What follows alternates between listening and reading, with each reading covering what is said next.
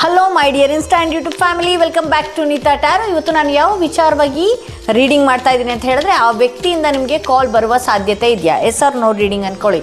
ಕಾಲ್ ವಿಚಾರದಲ್ಲಿ ಎಸ್, ಆ ವ್ಯಕ್ತಿಯ ಕರೆಂಟ್ ಸಿಚುವೇಶನ್ ಹೇಗಿದೆ, ಆ ವ್ಯಕ್ತಿ ನಿಮಗೆ ಕಾಲ್ ಮಾಡ್ತಾರಾ ಅನ್ನೋದೇ ಇವತ್ತಿನ ರೀಡಿಂಗ್ ಆಗಿರುತ್ತೆ.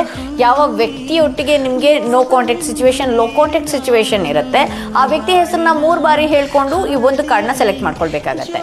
ಈ ಕಾರ್ಡ್ ಅಥವಾ ಈ ಕಾರ್ಡ್, ಯಾವ ಕಾರ್ಡ್ನ ನೀವು ಆ ವ್ಯಕ್ತಿ ಹೆಸರನ್ನ ಮನಸ್ಸಿನಲ್ಲಿ ಇಟ್ಕೊಂಡಿರ್ತೀರೋ ಆ ವ್ಯಕ್ತಿ ಹೆಸರನ್ನ 3 ಬಾರಿ ಹೇಳ್ಕೊಂಡು ಒಂದು ಕಾರ್ಡ್ನ ಸೆಲೆಕ್ಟ್ ಮಾಡ್ಕೊಳ್ಬೇಕಾಗತ್ತೆ.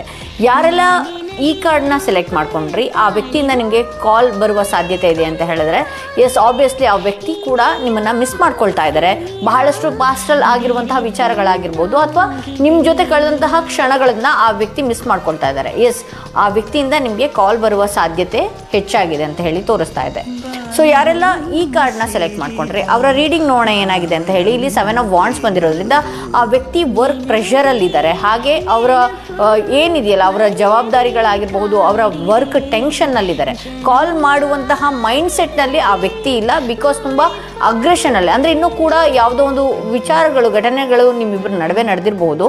ಸೊ ಅವ್ರಿಗೆ ಡೈರೆಕ್ಟಾಗಿ ನಿಮ್ಮನ್ನು ಮೀಟ್ ಆಗೋದಕ್ಕಾಗಲಿ ಯಾವುದು ಆಗಲಿ ಇನ್ನೂ ಕೂಡ ಮನಸ್ಸಿಲ್ಲ. ಆ ಜಗಳಗಳ ಅಥವಾ ಆ ಕೋಪದ ವಾತಾವರಣದಲ್ಲೇ ಈಗಲೂ ಕೂಡ ಇದ್ದಾರೆ ಅಂತ ಹೇಳಿ ತೋರಿಸುತ್ತೆ. ಸೊ ಇದು ಇವತ್ತಿನ ರೀಡಿಂಗ್ ಆಗಿತ್ತು. ಯಾರೆಲ್ಲ ಫಸ್ಟ್ ಟೈಮ್ ನನ್ನ ವಿಡಿಯೋ ನೋಡ್ತಾ ಇದ್ದೀರಿ, ದಯವಿಟ್ಟು ಫಾಲೋ ಮಾಡೋದನ್ನ ಮರಿಬೇಡಿ ಅಂತ ಹೇಳ್ತಾ ಈ ವಿಡಿಯೋನ ಇಲ್ಲಿಗೆ ಮುಗಿಸ್ತಾ ಇದ್ದೀನಿ.